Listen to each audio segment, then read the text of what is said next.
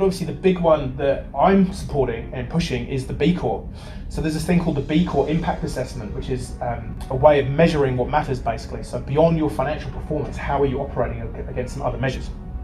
And so my business is a certified B Corp. There's about 23, give or take, now in New Zealand. Still quite early days. There's a couple of real biggies on the horizon. Sinlay has publicly announced that they're going to certify as a B Corp. So they're going through the process now.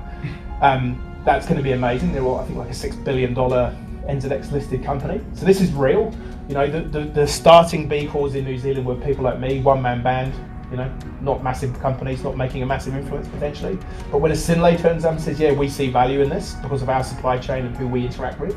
So Danone USA, anyone heard of them? So Danone USA is Sinlay's biggest customer. Danone USA is a certified B Corp, the world's biggest B Corp. So there are signals coming from all around the world that this stuff is, the time is now. Who here had heard of B Corps before today?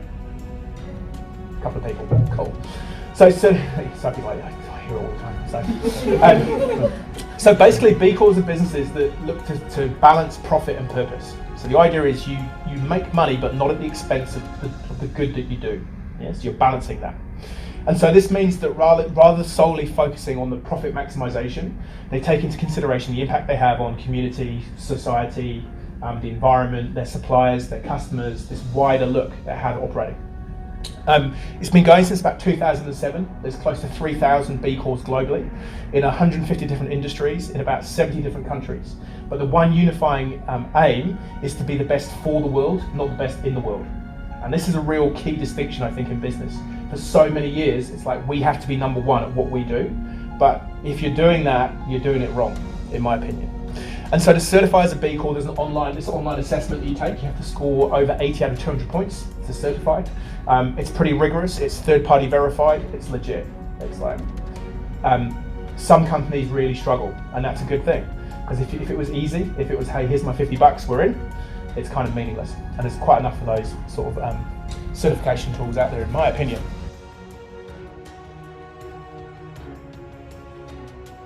Definitely measure the financial return on being a B Corp. So I'm just talking to a relatively large company in Christchurch about B Corp, and their big thing at the minute is like they're on a massive growth plan. So that's the thing that's really important to them. So stats from retail-focused B Corps in the UK is that they were outperforming market growth by about 30%. So that's like, I've got like just reams and reams and reams of evidence from all the big, like Goldman Sachs, Deloitte, you know, all the companies that they just care, like fundamentally they're about money and how do we get the ROI. There's not one piece of evidence that shows doing good and being purpose-driven is detrimental to your business. But I guess what I'd say to that is, why is it always about the ROI?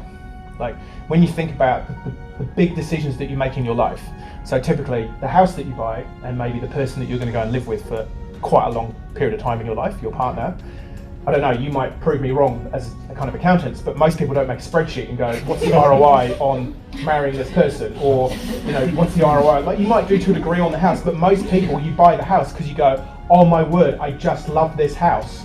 Yeah? And this is the thing, we're emotionally driven people. Like, but we get convinced that it's all about ROI. And so there's some interesting conversations around, well, how do you measure happiness? How do you measure meaning? How do you measure purpose? Well, should you have to measure that? Like, I just think we're so used to having to measure something, like we just need to be sometimes. But there is a great ROI on being a B Corp. So go do it and tell all your clients to go and be one.